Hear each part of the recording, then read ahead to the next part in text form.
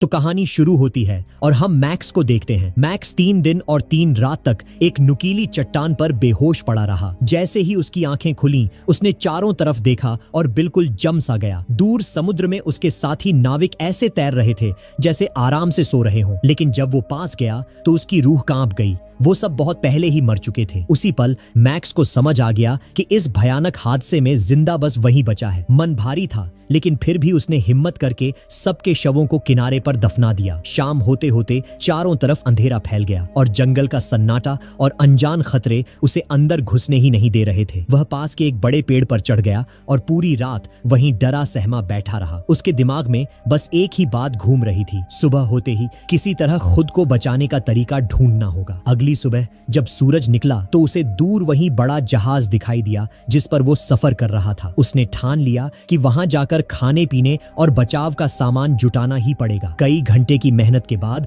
वो किसी तरह जहाज तक पहुंच गया। नीचे केबिन में उतरा ही था कि अचानक एक कमरे से कुत्ते के कमजोर से रोने की आवाज आई। वो घबरा कर कुल्हाड़ी उठाता है, जोर से दरवाजा तोड़ता है और जैसे ही दरवाजा खुला, सामने उसका अपना प्यारा कुत्ता सिम्बा जिंदा खड़ा था। ये देखकर तो उसकी आंखों में खुशी के आंसू आ गए। इसके बाद उसे एक और कमरे में थोड़ा बहुत खाना, कुछ औजार और ढेर सारी बंदूकें मिली। जहाज डूबने से पहले जितना जुटा सकता था सारा सामान जल्दी जल्दी डेक पर ले आया। फिर लकड़ी के तख्ते काटकर उसने एक मजबूत बेड़ा तैयार किया। सिम्बा को भी नीचे उतारा और हर जरूरी चीज रस्सियों से अच्छे से बांध दी। हालत ये थी कि अपनी पतलून की कमर बांधने के लिए भी उसे वही रस्सी इस्तेमाल करनी पड़ी। बस एक ही सोच, किसी तरह अपनी और सिम्बा की जान बचानी है। बेड़ा सामान से भारी था, लेकिन समुद्र की तेज लहरों ने उसका काम आसान कर दिया। वो बिना ज्यादा मेहनत किए सब कुछ किनारे तक ले आया, लेकिन जैसे ही उसने खाना पीना गिनकर देखा, उसका दिल बैठ गया। एक बार के खाने जितना ही राशन बचा था। इसका मतलब था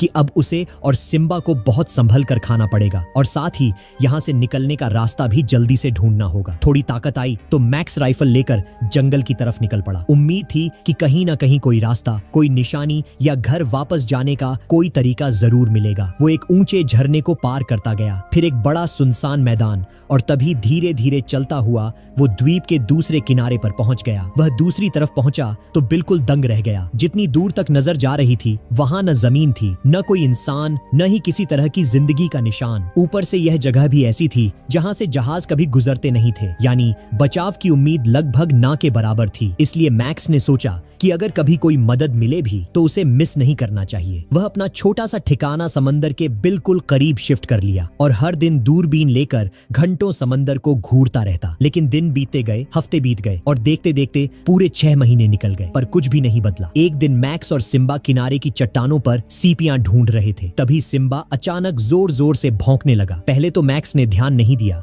लेकिन जैसे ही उसने पानी पीने के लिए अपना लोटा उठाया, उसकी आंखें फटी की फटी रह गईं। दूर समंदर में एक बड़ा जहाज जा रहा था। वह बिना सोचे समझे दौड़ पड़ा। उसने पहले से तैयार की हुई मशाल उठाई और लगभग 100 मीटर दूर बनाए गए बड़े आग के ढेर की तरफ पूरी ताकत से भागा। लेकिन जितना जरूरी था उतना तेज आग उठने में टाइम लग गया। लौ छोटी थी और उतनी दूर तक दिखाई देने लायक नहीं थी। जहाज जैसे जैसे दूर जा रहा था, मैक्स के अंदर बेचैनी और घबराहट बढ़ती जा रही थी। वो किसी भी तरह उस जहाज को अपनी तरफ ध्यान दिलाना चाहता था। उसने राइफल उठाई और समुद्र की तरफ कई गोलियां चला दी, लेकिन उस विशाल समुद्र की गरज के सामने उसकी गोलियों की आवाज पल भर में गुम हो गई। जहाज बिना किसी प्रतिक्रिया के आगे बढ़ता रहा, जैसे उसे मैक्स का कोई अस्तित्व ही न हो। यह उसकी आखिरी उम्मीद थी और वो भी टूटी हुई दिखाई दे रही थी। मायूसी और घबराहट में मैक्स ने एक पागलपन भरा कदम उठा लिया। वह सीधे समुद्र में कूद गया और पूरी ताकत से तैरने लगा। बार बार हाथ मारकर आगे बढ़ने की कोशिश करता रहा, लेकिन कुछ ही मिनटों में उसे समझ आ गया कि वो अपनी जगह से हिल भी नहीं पा रहा। तेज लहरें उसे आगे जाने ही नहीं दे रही थीं। धीरे धीरे वह जहाज उसकी आंखों के सामने छोटा होता गया, फिर सिर्फ एक बिंदु और फिर पूरी तरह गायब। मैक्स थककर चूर हो चुका था। शरीर में ताकत नहीं बची थी, दिमाग सुन्न हो गया था और उम्मीदें टूट चुकी थीं। समुद्र ने ही उसे वापस किनारे की तरफ धकेल दिया। वह जब रेत पर गिरा, बिल्कुल गीला, थका हुआ और टूट चुका था। उसी वक्त सिम्बा दौड़कर उसके पास आया। वह रो रहा था, कराह रहा था, जैसे उसे सब समझ आ गया हो। सिम्बा की आवाज सुनकर मैक्स का दिल और भी टूट गया। किसी इंसान का दर्द वह शायद सह भी लेता, लेकिन अपने कुत्ते का दुख, बस यही एक चीज थी जो उसके दिल को चीर देती थी। उस रात मैक्स चुपचाप आसमान की तरफ देखता रहा। तारे तो चमक रहे थे, लेकिन उनमें उसे जरा सी भी उम्मीद दिखाई नहीं दे रही थी। वह लंबे समय तक सोचता रहा और आखिर में एक बात साफ हो गई, अगर कोई उसे बचाने नहीं आने वाला तो उसे खुद ही इस जगह को अपना घर बनाना पड़ेगा। अगले ही दिन उसने खुद को काम में झोंक दिया। पहले एक सुरक्षित जगह ढूंढी, फिर लकड़ियां इकट्ठा की और धीरे धीरे एक छोटा सा शेल्टर बनाने लगा। उसके पास औजार तो कम थे, लेकिन हिम्मत पूरी थी। कुछ ही दिनों में उसने एक ढांचा तैयार कर लिया, जिसे वह हर दिन थोड़ा थोड़ा और बेहतर बनाता गया। फिर कई महीनों तक यही रूटीन चलता रहा और एक साल पूरा होते होते उसके हाथों एक खूबसूरत बड़ा देहाती सा घर खड़ा हो गया था। धीरे धीरे उसे एहसास होने लगा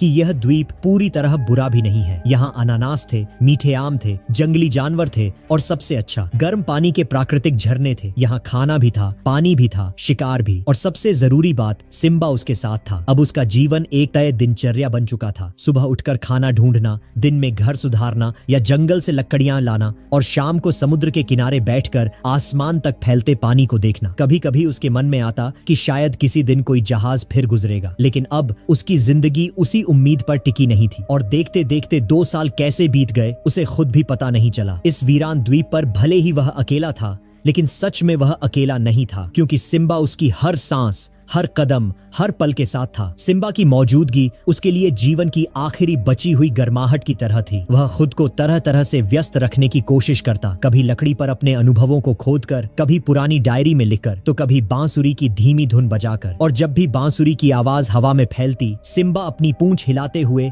हल्की हल्की उछल कूद करने लगता, जैसे इस वीरान दुनिया में वो भी अपनी छोटी सी खुशी तलाश रहा हो। लेकिन इंसान चाहे जितनी कोशिश कर ले, अकेलेपन से पूरी तरह भाग नहीं सकता। धीरे धीरे मैक्स के दिन एक जैसे और फीके लगने लगे। हर सुबह वही किनारा, वही पेड़, वही जंगल, और रात होते ही जब सब शांत हो जाता, तब उसके दिल की खाली जगह सबसे जोर से चीखने लगती। कई बार वह अपने घर के एक कोने में बैठकर पत्नी को याद करता करते रो पड़ता। उसकी हंसी, उसकी नरमी, उसका साथ, सब अब बस याद बनकर रह गया था। एक दिन जब मैक्स और सिम्बा समुद्र तट पर आराम से टहल रहे थे, तभी उसकी नजर अचानक रेत पर बने एक गहरे निशान पर पड़ी। पहले उसे लगा कि शायद यह उसके ही पैरों का होगा, लेकिन जैसे ही उसने झुककर उसके आकार को देखा, उसका दिल एक पल के लिए रुक गया। यह निशान इंसान का था, लेकिन इतना बड़ा कि मानो किसी विशालकाय, किसी क्रूर योद्धा या किसी दैत्य ने कदम रखा हो। एक ठंडी कंपी उसकी रीढ़ में दौड़ गई। उसने तुरंत राइफल हाथ में कस ली। उसकी चाल धीरे धीरे बेहद सतर्क हो गई। आसपास की हर झाड़ी, हर पेड़ की सरसराहट, हर फुसफुसाहट, सब उसकी नजर के दायरे में थी। सिम्बा भी अजीब तरह से चौकन्ना हो गया था। धीमे धीमे गुर्रा रहा था, जैसे किसी अदृश्य खतरे को महसूस कर रहा हो। जंगल में थोड़ा आगे जाने पर मैक्स की नजर चौंक गई। वहां कई डोंगी खड़ी थी, मजबूत लकड़ी की, खूबसूरती से तराशी हुई, और ऐसी स्थिति में जैसे अभी अभी किसी ने उन्हें किनारे लगाया हो। और ठीक पास ही से कुछ अजीब तरह की आवाजें आ रही थीं, न बात करने जैसी, न गाने जैसी, कुछ ऐसी जिन्हें उसने अपनी जिंदगी में पहली बार सुना। उसी पल उसे समझ आ गया, द्वीप पर कोई है, और वे बिल्कुल भी साधारण लोग नहीं हैं। उसका दिल तेजी से धड़क रहा था। तो दोस्तों, कहानी पसंद आ रही है तो लाइक सब्सक्राइब जल्दी से कर दो। फिर भी मैक्स उन आवाजों का पीछा करता हुआ आगे बढ़ा और एक मोटे पेड़ के पीछे छिपकर झांकने लगा। जैसे ही उसने सामने का दृश्य देखा, उसके शरीर का सारा खून सूख गया। आदिवासियों का एक बड़ा समूह भयानक बलि रस्म कर रहा था। ढोल तेजी से बज रहे थे, आग आसमान को चीर रही थी, और बीच में कुछ लोग रस्सियों में बंधे हुए खून से लथपथ छटपटा रहे थे। उनकी चीखें, उन चीखों ने मैक्स को अंदर तक हिला दिया। वह कांप कर जमीन पर पीछे की तरफ खिसक गया। डर और हिम्मत के बीच उसके मन में एक भयंकर जंग छिड़ गई। वह जानता था, अगर उसे देख लिया गया तो उसका अंजाम भी शायद वही होगा जो उन लोगों का होने वाला था। लेकिन जैसे ही उसकी नजर एक रस्सियों में बंधे आदमी की आंखों पर पड़ी, उन आंखों में डर नहीं बल्कि दया की भीख थी, मदद की पुकार। वो नजारा मैक्स के अंदर कुछ तोड़ गया। 2 सालों का अकेलापन भी उसकी इंसानियत को खत्म नहीं कर पाया था। कुछ सेकंड तक उसने अपनी ही धड़कनों से लड़ाई की, फिर उसने सांस लेकर फैसला कर लिया। वह चुपचाप खड़ा होकर किसी को मरते नहीं देखेगा, चाहे उसकी अपनी जान ही चली जाए। मैक्स ने पेड़ के पीछे से राइफल उठाई, निशाना साधा, और जैसे ही उसे ठीक ठीक मौका मिला उसने ट्रिगर दबाया। गोली की आवाज जंगल में गूंज उठी और पूरा अनुष्ठान हड़कंप में बदल गया। ढोल की आवाज रुक गई, आदिवासी चिल्लाने लगे और अफरा तफरी मच गई। उसी अराजकता में बंधा हुआ एक युवक किसी तरह अपनी रस्सियां तोड़कर भागने में सफल हो गया। एक गोली ने न सिर्फ खतरे का दरवाजा खोला था बल्कि एक जिंदगी बचा भी दी थी। थोड़ी ही दूरी पर भागते भागते उस युवक का सामना सीधे मैक्स से हो गया। दोनों बस एक पल के लिए थम गए। हवा में ऐसा तनाव था कि समझ ही नहीं आ रहा था कि अब आगे क्या होने वाला है। धीरे धीरे वो आदिवासी बिना किसी गुस्से के मैक्स के पास आया। उसने अपना हथियार नीचे रखा, फिर घुटनों पर बैठकर मैक्स के पैर को अपने कंधे पर रख दिया, जैसे चुपचाप कह रहा हो तुमने मेरी जान बचाई है। पर अगले ही पल माहौल पूरी तरह बदल गया। आदिवासी ने अचानक झटके से मैक्स की बंदूक पकड़ ली। मैक्स का दिल एकदम जोर से धड़का। उसे लगा कि कहीं ये गलतफहमी दोनों की जान न ले ले, लेकिन जल्दी ही उसे समझ आ गया कि ये आदमी बंदूक चलाना जानता ही नहीं। वह उसे ऐसे पकड़े था जैसे कोई सूखी लकड़ी हो। अगर गलती से ट्रिगर दब गया तो किसी को भी गोली लग सकती थी। मैक्स ने फौरन दोनों हाथ ऊपर उठा दिए, जैसे कह रहा हो कि शांत रहो। उसके चेहरे पर साफ लिखा था, मैं दुश्मन नहीं हूँ, मैं बस दोस्त बनना चाहता हूँ। लेकिन भाषा की दिक्कत दोनों के बीच दीवार बनकर खड़ी थी। आदिवासी मैक्स की हर हरकत को शक की नजर से देख रहा था। उसके चेहरे पर डर, उलझन और शक सब एक साथ दिख रहे थे। गुस्से की जगह मैक्स ने इंसानियत चुनी। उसने धीरे से अपना बैग खोला और उसमें से कुछ फल और सूखा खाना निकाला। फिर थोड़ा पीछे हटकर पत्थर पर खाना रख दिया और इशारा किया, ये तुम्हारे लिए, खा लो। आदिवासी ने पहले मैक्स को देखा, फिर खाने को, फिर दोबारा मैक्स को। कुछ सेकंड बाद उसे समझ आ गया कि यह खतरा नहीं, मदद है। वह धीरे धीरे खाने की तरफ बढ़ा, लेकिन तभी जंगल के अंदर पत्तों में खड़खड़ाहट हुई और झाड़ियों को चीरते हुए 3 खतरनाक दुश्मन बाहर निकले। उनके चेहरे देखकर ही पता चल रहा था कि वे दोनों को जिंदा नहीं छोड़ने वाले। मैक्स ने 1 सेकंड भी बर्बाद नहीं किया। उसने झटपट अपनी राइफल वापस छीनी और गोली चला दी। पहला दुश्मन वहीं ढेर हो गया और तभी कुछ ऐसा हुआ जो मैक्स ने सोचा भी नहीं था। वो आदिवासी, जिसे अभी तक बंदूक पकड़ना भी नहीं आता था, बिजली की तरह आगे बढ़ा, अपने हथियार से वार किया और एक दुश्मन को पल भर में जमीन पर पटक दिया। अब मैक्स अकेला नहीं था, उसके साथ एक नया साथी था। ऐसा साथी जिसे वो समझ नहीं पाता था, पर जो उसके साथ खड़ा होने का फैसला कर चुका था। दुश्मनों को गिराने के बाद मैक्स को लगा था कि अब सब शांत हो गया है, लेकिन अगले ही पल जो उसने देखा उसने उसे अंदर तक हिला दिया। वह आदिवासी जिसके साथ मैक्स अभी कुछ देर पहले कंधे से कंधा मिलाकर लड़ रहा था, अचानक अपने ही मरे हुए साथी के शरीर पर झुक गया और उसे खाने लगा। यह नजारा इतना भयानक था कि मैक्स का खून ठंड पड़ गया। उसके गले से अनजाने में खां की आवाज निकली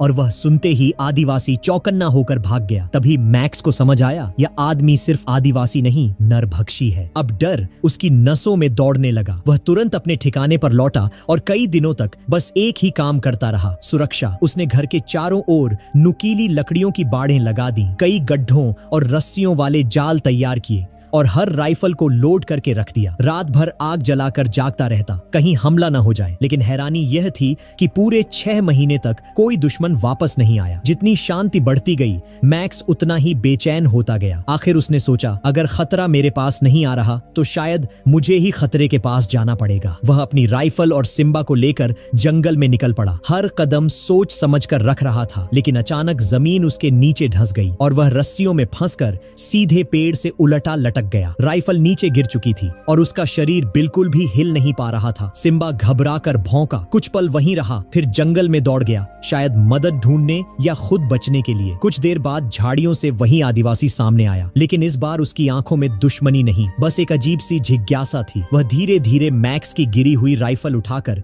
उसे ऐसे देखने लगा जैसे यह उसके लिए किसी दूसरी दुनिया की चीज हो। उधर मैक्स ऊपर उल्टा लटका और उसके दिमाग में बस एक सवाल घूम रहा था, ये पल मुझे बचाएगा या खत्म कर देगा। आदिवासी जमीन पर बैठ गया और राइफल को ध्यान से देखने लगा, जैसे वह इस शक्तिशाली चीज का मतलब समझने की कोशिश कर रहा हो। उसी मौके का फायदा उठाकर मैक्स ने अपनी कमरबंद दांतों से काटी, रस्सियों से खुद को छुड़ाया और नीचे गिरते ही चेतावनी के तौर पर एक गोली चला दी। गोली पास के पेड़ से टकराई और मैक्स ने दौड़कर अपनी राइफल वापस उठा ली। आदिवासी डर तो गया था, लेकिन उसकी आंखों में हैरानी भी थी, जैसे वह पहली बार समझ रहा हो कि ये हथियार कितना खतरनाक है। मैक्स चाहता था कि वह यही बात समझे। राइफल सिर्फ एक चीज नहीं, मौत का औजार है। इसलिए मैक्स ने पेड़ पर एक सीधी गोली चलाई और छाल उछलकर चारों तरफ बिखर गई। आदिवासी यह देखते ही सन्न रह गया, लेकिन उसने भी हार नहीं मानी। उसने जमीन से एक लकड़ी का टुकड़ा उठाया, उसे हवा में घुमाया और तेजी से पास के पेड़ के नुकीले हिस्से पर फेंक मारा। निशाना इतना सटीक था कि जैसे कोई माहिर शिकारी वार कर रहा हो। आदिवासी गर्व से अपने निशाने की तरफ इशारा करता रहा, जैसे कह रहा हो, राइफल तेरी सही, पर मैं भी इतना कमजोर नहीं हूँ। मैक्स यह देखकर थोड़ा शांत हुआ। यह आदमी जंगली था, लेकिन बेवकूफ नहीं। उसमें समझ थी और शायद थोड़ा इंसानी दिल भी। धीरे धीरे मैक्स ने उसे अपने घर ले जाने का फैसला कर लिया। रात का समय था। मैक्स ने उसे खाना दिया, फल, मांस और पानी। आदिवासी ने भरोसे से खाया और महीनों बाद मैक्स को पहली बार लगा कि वह सच में अकेला नहीं है, लेकिन डर अभी भी बाकी था। इसीलिए रात में उसने उसे हल्के से जंजीर में बांध दिया ताकि न वह भागे न कोई नुकसान करे। लेकिन अगली सुबह कुछ अनोखा हुआ। आदिवासी ने बिना कोई आवाज किए जंजीर खोली और सीधे मैक्स के कमरे में पहुंच गया। आहट सुनते ही मैक्स चौंक कर उठ बैठा। एक पल के लिए उसे लगा कि कोई खतरा उसके घर में घुस आया है, लेकिन सामने जो दिखा उसे देखकर वह थम गया। वही आदिवासी जिसे उसने पिछली रात डर की वजह से बांध दिया था, अब बिल्कुल शांत चेहरे के साथ उसके लिए खाना उठाए खड़ा था। उस एक पल में मैक्स का दिल सच में पिघल गया। उसे लगा कि उसने इस आदमी को गलत समझा था, उस पर शक करके शायद बड़ी गलती कर दी थी। मैक्स ने बिना देर लगाए उसकी जंजीर खोल दी और पहली बार मुस्कुराकर उसका हाथ पकड़ लिया। उसने उसका नाम रखा फिलिप। यही नाम दोनों के बीच दोस्ती की शुरुआत बन गया। इसके बाद मैक्स ने ठान लिया कि वह फिलिप को अपनी भाषा सिखाएगा। शुरुआत में उसे लगा यह काम महीनों या सालों में पूरा होगा, लेकिन फिलिप कोई आम इंसान नहीं था। वह जन्म से तेज दिमाग वाला था। सिर्फ 6 महीने में वह मैक्स से बुनियादी बातें आराम से करने लगा। वह सिर्फ बात नहीं करता था, बल्कि समझता भी था, और यह उसकी अकेली खूबी नहीं थी। फिलिप बहुत मेहनती भी था। वह मैक्स के साथ घर सुधारता, शिकार पर जाता, खेतों में काम करता और रोजमर्रा की हर चीज में उसका साथी बना रहता। मैक्स ने जितना खोया था, शायद उतना वह वापस पा रहा था। एक शाम दोनों आग के पास बैठे थे। मैक्स फिलिप को बाइबल की कहानी सुना रहा था। वह चाहता था कि फिलिप भी उसकी तरह ईश्वर को महसूस करे, लेकिन फिलिप ने शांत आवाज में कहा, हमारे कबीले का विश्वास अलग है। हम पक्षी देवता को मानते हैं। मैं उस चीज पर विश्वास करता हूँ जिसे मैं देख सकता हूँ। तुम्हारा ईश्वर आत्माओं में रहता है और मैं हर चीज की आत्मा देख सकता हूँ। इसलिए हमारे विश्वास अलग नहीं, बस अलग रास्तों से एक ही जगह पहुँचते हैं। मैक्स उसकी बात सुनकर पहली बार समझा, फिलिप जंगली नहीं था, बल्कि एक गहरी आत्मा वाला इंसान था। जब फिलिप ने यह कह दिया कि उसे मैक्स का ईश्वर पसंद नहीं है, तो दोनों के बीच माहौल अचानक भारी हो गया और बहस छिड़ गई। मैक्स ने बाइबल उठाकर उसे दिखाया कि ईश्वर इसी में बसे हैं, लेकिन फिलिप ने पन्ने पलटकर देखा और बोला कि उसे अंदर कुछ भी नहीं मिला। इससे मैक्स गुस्से में आकर उसे जंगली कह बैठा और उस अपमान से टूटकर फिलिप तुरंत घर छोड़कर चला गया। इसके बाद दोनों एक ही द्वीप पर रहते हुए भी अजनबी बन गए। रास्ते में मिलते तो नजरें फेर लेते। फिलिप भाले से मछली पकड़ता और मैक्स कांटे से। दोनों की जिंदगी अलग अलग रास्तों पर निकल गई, लेकिन वक्त बीतने के साथ मैक्स के भीतर पछतावा भरता गया। उसे समझ आया कि किसी को बदलना सम्मान नहीं होता। असली सम्मान एक दूसरे की अलग सोच और विश्वास को अपनाने में है। कई दिनों की सोच के बाद मैक्स हिम्मत जुटाकर फिलिप को ढूंढने गया, और जब उसे अकेला बैठा पाया तो उसके पास जाकर धीमी सच्ची आवाज में कहा कि जो भी उसने गुस्से में कहा था उसके लिए वह दिल से माफी चाहता है। अब से दोनों एक दूसरे के विश्वास में दखल नहीं देंगे और इज्जत से दोस्ती निभाएंगे। फिर उसने पूछा, क्या तुम मुझे माफ कर दोगे फिलिप? इस घटना के बाद मैक्स और फिलिप फिर से दोस्त बन गए और उनका रिश्ता पहले से भी गहरा हो गया। खाली वक्त में दोनों बड़े लड़कों की तरह समुद्र तट पर केकड़ों की दौड़ कराते और हंसते खेलते सोचते कि काश उनकी शांत जिंदगी हमेशा ऐसी ही रहे। लेकिन एक दिन फिलिप ने मैक्स को बताया कि उसने अपने कबीले के नियम तोड़े थे, इसलिए उसे बलि के लिए इस द्वीप पर भेजा गया था। और क्योंकि मैक्स ने उसकी जान बचाई थी, अब कबीला जरूर दोबारा आएगा ताकि एक और बलि का अनुष्ठान पूरा कर सके। ये सुनकर दोनों ने तय किया कि वे ज्वालामुखी के पुराने बलि स्थल पर पहले ही बहुत सारे विस्फोटक लगा देंगे, ताकि कबीला वाले वापस आई तो एक ही बार में उनका रास्ता हमेशा के लिए खत्म हो जाए। इस योजना को तैयार करने में पूरा 1 महीना बीत गया। फिर एक दिन ज्वालामुखी की गुफा से गड़गड़ाहट की आवाज आई तो मैक्स और फिलिप मशालें लेकर पेड़ों के पीछे छिप गए। मौका मिलते ही उन्होंने फ्यूज में आग लगा दी। चिंगारियां तेजी से फैलने लगीं और उत्सुक सिम्बा भी उनके साथ साथ दौड़ता हुआ गुफा की ओर बढ़ गया। अगले ही पल जोरदार धमाका हुआ और मैक्स की आंखों के सामने उसका 10 साल का साथी सिम्बा आग की लपटों में गायब हो गया। यकीन करना उसके लिए नामुमकिन था। टूटे दिल से उसने सिम्बा को अपने आंगन में दफनाया और रोते हुए उसके लिए प्रार्थना की। लेकिन इसी बीच फिलिप ने चेतावनी दी कि अगर कबीले को पता चला कि वह अभी भी जिंदा है तो वे उसे कभी नहीं छोड़ेंगे। इसके जवाब में मैक्स ने कहा कि वे एक बेड़ा बनाकर इंग्लैंड जा सकते हैं। ये सुनते ही फिलिप भड़क उठा और बोला कि उनके कबीले पर गोरे लोग अक्सर हमला करते हैं और उन्हें पकड़कर गुलाम बनाकर ले जाते हैं। तभी अचानक फिलिप को शक हुआ कि कहीं मैक्स भी उसे गुलाम समझता तो नहीं, और जितना मैक्स इनकार करता फिलिप उतना ही नाराज होता गया। इसी गलत फहमी की वजह से मैक्स ने अपना सबसे अच्छा दोस्त फिर खो दिया। अकेले रह जाने के बाद उसके पास अब सिर्फ एक ही रास्ता बचा, द्वीप से निकलने के लिए बेड़ा बनाना। इसके लिए उसे सदियों पुराने विशाल पेड़ों को अकेले कुल्हाड़ी से काटना पड़ा। हर वार के साथ उसे महसूस होता गया कि वह इस द्वीप पर बिल्कुल अकेला रह गया है। तूफान आने से पहले द्वीप छोड़ना जरूरी था और मैक्स के पास 1 महीने से भी कम समय बचा था। इसलिए वह दिन रात बिना रुके काम करता रहा। हवा में भी, बारिश में भी। उसकी जान तोड़ मेहनत से बेड़ा धीरे धीरे आकार लेने लगा। एक दिन जब वह रस्सियां बांध रहा था, फिलिप अचानक पीछे आया और जोर से बोला, मैं अभी सोया नहीं हूँ, मैं तैयार हूँ अपने दोस्त के पास जाने के लिए। फिर उसने भावुक होकर कहा कि मैक्स ने उसकी जान बचाई थी और अब वह चाहता है कि जीवन मैक्स को सुरक्षित जगह तक ले जाए। इसी बात पर उसने अपने हाथों से बनाई एक माला मैक्स को दी, यह बताते हुए कि वह इस बार उसकी मदद करने लौटा है। इससे वे फिर से पहले जैसे दोस्त बन गए। लेकिन तभी भयानक तूफान आ गया और मजबूरी में दोनों को अपने पाले हुए बकरियों को बाहर छोड़ना पड़ा और वे एक कमजोर घर में छिपकर तूफान के गुजरने का इंतजार करने लगे। पर दोनों ने कभी नहीं सोचा था कि भले ही उन्होंने बेड़े को मजबूत रस्सियों से बांध रखा था, लेकिन प्रकृति की ताकत इतनी जबरदस्त निकली कि पूरा बेड़ा बाढ़ में बह गया। किसी तरह लंबी रात काटकर जब वे सुबह बाहर निकले तो पूरा द्वीप टूटी शाखाओं, उखड़ी जड़ों और बिखरी लकड़ियों से भरा पड़ा था, मानो तूफान ने उनकी सारी मेहनत और उम्मीदों को एक झटके में निगल लिया हो। मैक्स और फिलिप के पास घबराने का कोई वक्त नहीं था, क्योंकि पूर्णिमा की रात तेजी से करीब आ रही थी, जिसका मतलब था कि आदिवासी कभी भी द्वीप पर पहुंच सकते हैं। अब उनकी जीत सिर्फ उनकी समझदारी और बारूद पर टिकी थी। दोनों ने फौरन जगह जगह अलग अलग तरह के जाल बिछाने शुरू किए। उन्होंने पवन चक्की के तंत्र से एक ऐसी मशीन बनाई जो खुद ब खुद गोलियां चला सके, टूटे दर्पणों को जोड़कर ध्यान भटकाने वाला उपकरण तैयार किया और हर रास्ता इस तरह सेट किया कि आदिवासी अंदर कदम रखते ही फंस जाए। आखिरकार वह पूर्णिमा की रात आ गई जब सब कुछ दांव पर था। मैक्स ने अपनी दाढ़ी काटकर खुद को आदिवासी जैसा बना लिया और युद्ध शुरू होने से पहले दोनों ने अपने अपने देवताओं से प्रार्थना की, क्योंकि यह सच में करो या मरो की लड़ाई थी। इसके बाद मैक्स ने बांसुरी बजाकर आदिवासियों का ध्यान जालों की ओर खींचा और योजना बिल्कुल सही चलती दिखी, क्योंकि वे स्वरों के पीछा करते हुए आगे बढ़ने लगे। लेकिन जब वे सिम्बा की कब्र के पास से गुजरे, उन्होंने दीवार तोड़ दी। यह देखकर मैक्स के भीतर गुस्से की लपटें उठी। उसने सही वक्त देखकर रस्सी काटी और छिपा हुआ तंत्र चल पड़ा, जिससे कई आदिवासी वहीं ढेर हो गए। बाकी बचे हुए टूटी दर्पणों की चमक से दूसरी दिशा में मुड़े और सीधे बड़े जाल में जा गिरे। अब दोनों की जीत सच में नजदीक थी। आदिवासियों का पूरा समूह खत्म हो गया। लेकिन जैसे ही मैक्स और फिलिप ने सोचा कि अब सब खत्म हो गया है, झाड़ियों से निकले अंतिम आदिवासी ने अचानक तीर चलाया जो सीधे मैक्स की छाती में लगा। फिलिप ने बिना सोचे समझे अपनी कुल्हाड़ी फेंककर उस दुश्मन को मार गिराया। फिर वह तुरंत जंगल में दौड़ा, जड़ी बूटियां ढूंढी, उन्हें पीसकर मैक्स के घाव पर लगाया। लेकिन 3 दिन बीतने पर भी घाव भरने की बजाय और ज्यादा संक्रमित हो गया। यह साफ हो गया कि अगर जल्दी इलाज नहीं हुआ तो मैक्स 2 दिन से ज्यादा नहीं बच पाएगा। इसलिए फिलिप ने अपनी जान की परवाह की बिना फैसला किया कि वह मैक्स को इलाज के लिए अपने कबीले में ले जाएगा, क्योंकि असली दवाई वहीं थी। लेकिन जैसे ही वे कबीले के द्वार पर पहुंचे, धनुष बाण लिए आदिवासी उन्हें घेर कर खड़े हो गए, क्योंकि सबको लगा कि मैक्स गुलाम बनाने वाला गोरा आदमी है। फिर भी एक नियम था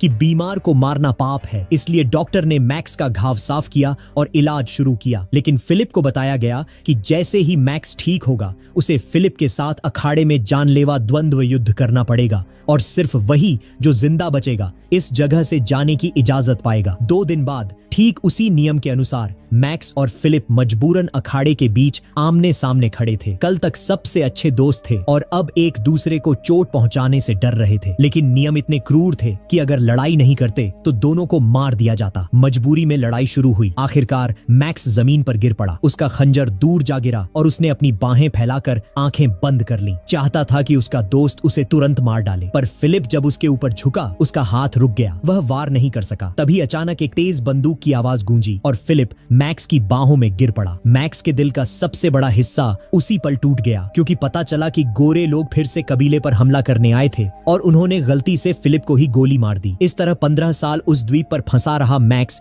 आखिरकार गोरे लोगों के जहाज के साथ अस्पताल पहुंचा और अपनी पत्नी से जाकर लिपट गया। लेकिन आज भी जब वह आग के पास बैठा है तो उसे अपने उस दोस्त की याद आती है जिसके साथ उसने जीवन, संघर्ष, साहस और वफादारी के वो साल बिताए, वो साल जो हमेशा उसकी आत्मा में जिंदा रहेंगे। हम उम्मीद करते हैं कि यह कहानी आपको पसंद आई होगी।